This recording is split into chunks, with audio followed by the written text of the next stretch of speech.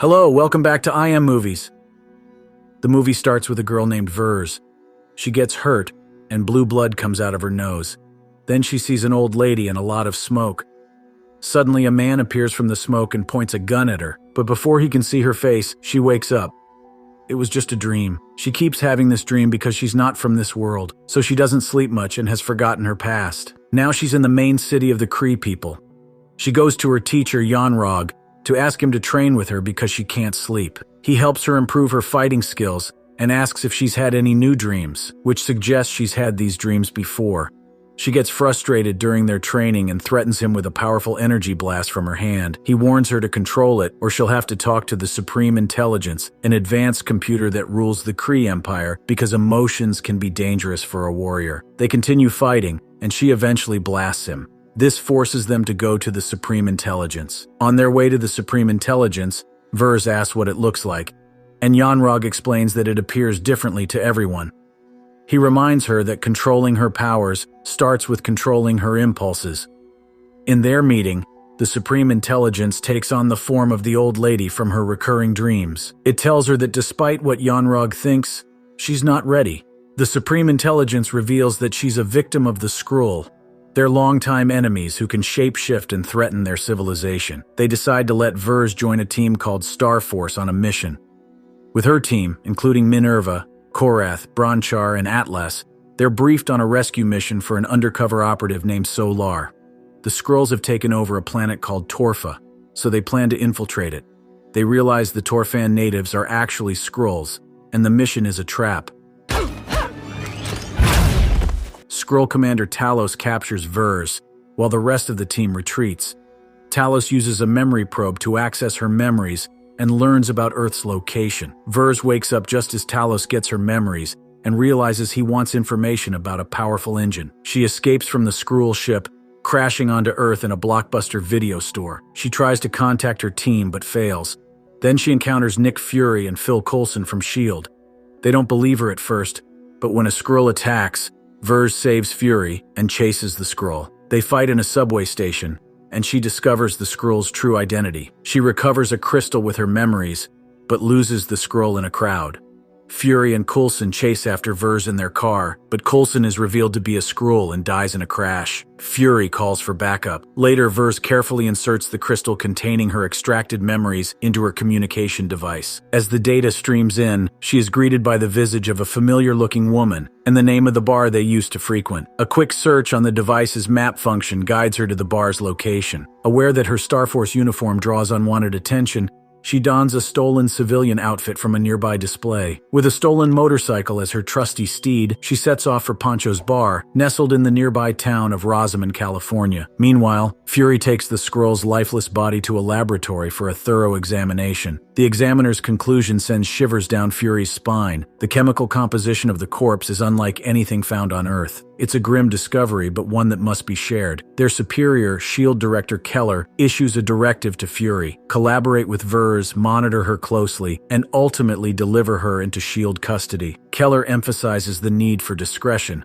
as the Skrulls may have already infiltrated their organization. As he departs, Keller's hidden sorrow is unveiled. He is none other than Talos in disguise. Later that day, Vers arrives at Pancho's bar, her memories of joyous moments with the enigmatic woman flooding back. Among the bar's memorabilia, she spots a picture of a fighter pilot bearing the emblem of the Pegasus Project. Curiosity piqued, she queries the barkeep about the project's location. Fury materializes, revealing that such information is classified. Suspicion lingers in the air as they cautiously question each other's authenticity until Vers dispels doubts by unleashing a powerful photon blast from her fist. With a newfound alliance, Vers implores Fury to lead her to Project Pegasus. As they journey towards their destination, she divulges the Skrull's relentless pursuit of Dr. Wendy Lawson, the alleged creator of a groundbreaking lightspeed engine. It's a race against time to thwart the Skrulls before they become an unstoppable force. Fury escorts her to the Project Pegasus facility,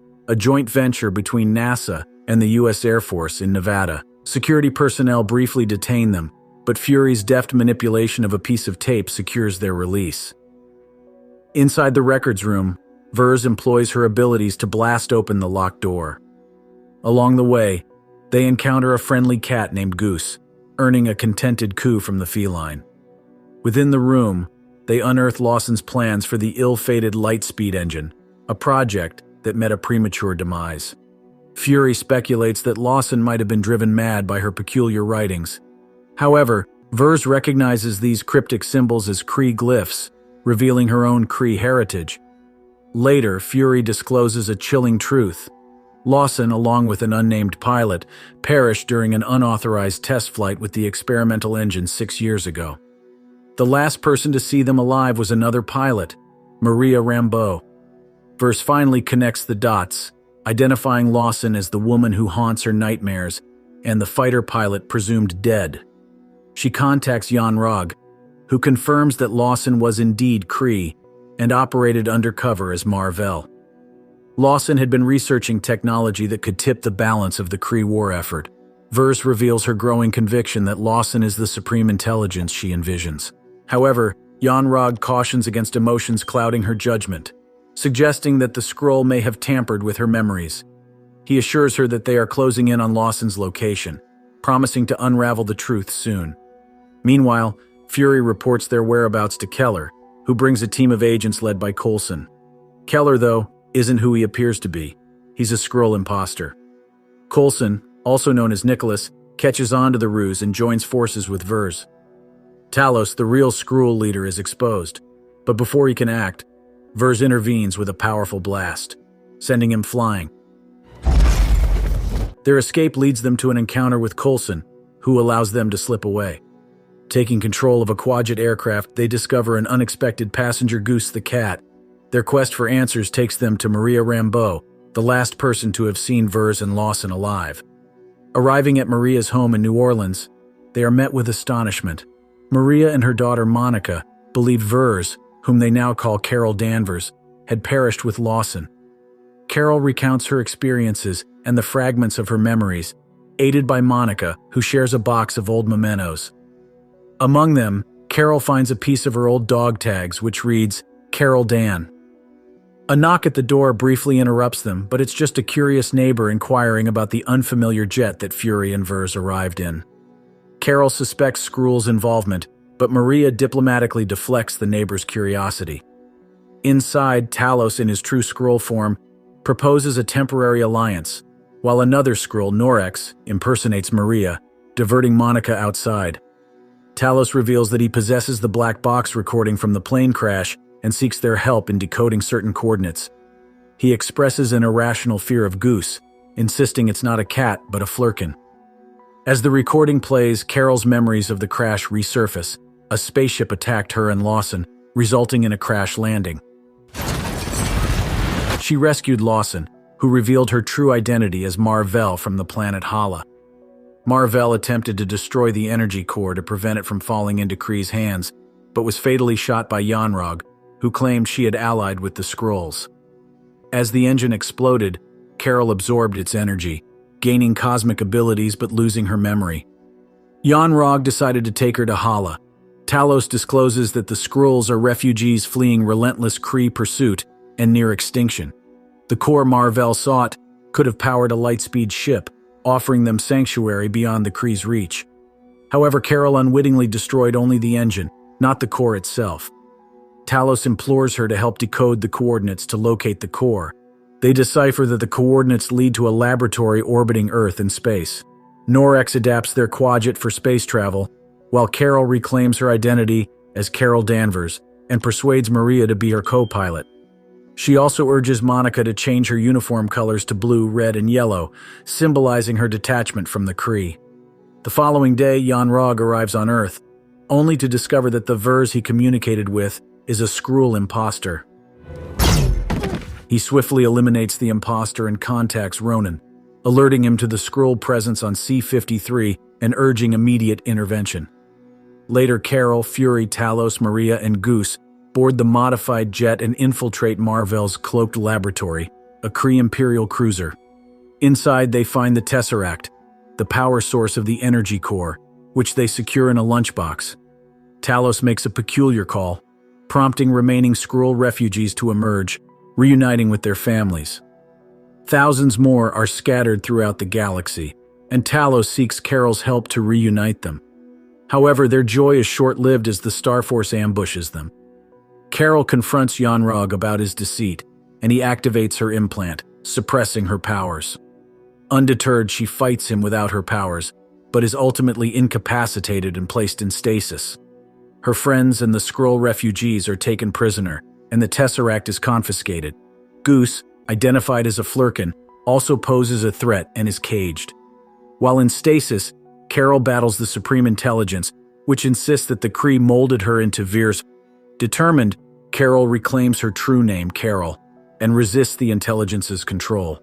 She destroys the Kree implant, unleashing her full powers. She incapacitates the guards and releases the Skrulls and her friends. Taking the lunchbox with the Tesseract, Carol instructs Fury to retrieve it, but Goose swallows it before he can. Carol's revelation about Goose shocks Fury and Maria, who finally accepts Goose's true nature as a Flurkin. Carol advises them to depart with the Skrulls and Goose, while she provides a diversion. In a fierce battle over the lunchbox believed to contain the Tesseract, Carol subdues the Starforce, pinning them beneath debris. She defeats each member, including Yon-Rogg, who eventually realizes the lunchbox doesn't hold the Tesseract. He rushes to the hangar, leaving behind a defeated Starforce. When Maria and Fury head towards the quadjet, a bunch of Kree soldiers stop them. However, Goose quickly swallows them up. Later, they encounter 2 more Kree soldiers. Fury tries to make Goose eat them too, but Goose doesn't cooperate, so they give up. The Kree soldiers bring them to the hangar, where they plan to blast off into space. But then one of the soldiers, who turns out to be Talos in disguise, tells Fury to act casual. He also asks about the Tesseract, and Fury informs him that the Flurkin kitty swallowed it. Meanwhile, the Skrulls are making their getaway on the quadjet with Maria and Fury.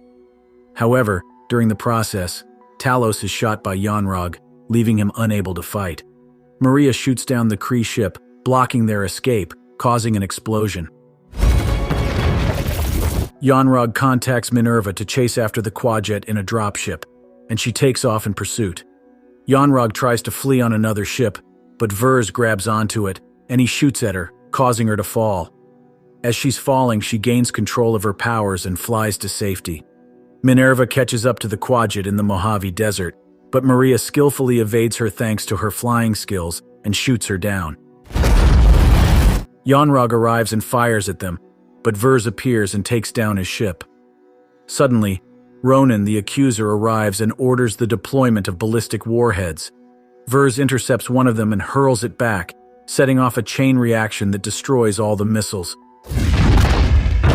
Ronan realizes that the threat isn't C-53's defense system, but Vers herself. He commands his men to attack her, but she easily dodges their attacks, destroying the smaller ships and one of the Kree warships. This forces the squadron to retreat. She lands and faces Yon-Rogg, challenging him to a duel, but she quickly incapacitates him with a photon blast. She sends him back to Hala with a warning for the Supreme Intelligence, vowing to return and put an end to it all. Meanwhile, in the quadjet, Fury shows affection to Goose, who saved them. With his guard down, Goose accidentally scratches and blinds Fury's left eye. The Skrulls find temporary refuge at the Rambeau residence, where Talos begins to recover from his injuries. Vers expresses her commitment to helping them find a new home and fulfill Mar-Vell's mission. Before she leaves Earth with the Skrulls, she instructs Fury to keep the Tesseract hidden on Earth and gives him a modified pager to contact her in emergencies. Monica gives her the leather jacket she left behind, and Vers bids farewell to her and Maria, leading the ship with the Skrulls. With a blindfold covering his injured eye, Fury is determined to focus on the Avengers initiative. He realizes that our world is vulnerable to alien threats, and he's committed to safeguarding it. He believes that having warriors like Captain Marvel is crucial to defend against potential future attacks from beyond our planet. In a mid-credits scene set in the present day, Danvers encounters Avengers Steve Rogers, Natasha Romanoff, Bruce Banner, and James Rhodes. They were keeping a close watch on the pager that Fury had activated. In a post-credits scene, Goose jumps onto Fury's desk and brings up the Tesseract by regurgitating it. And the movie ends here. Please like and share this video to help this channel out. Thanks for watching and see you at the next one.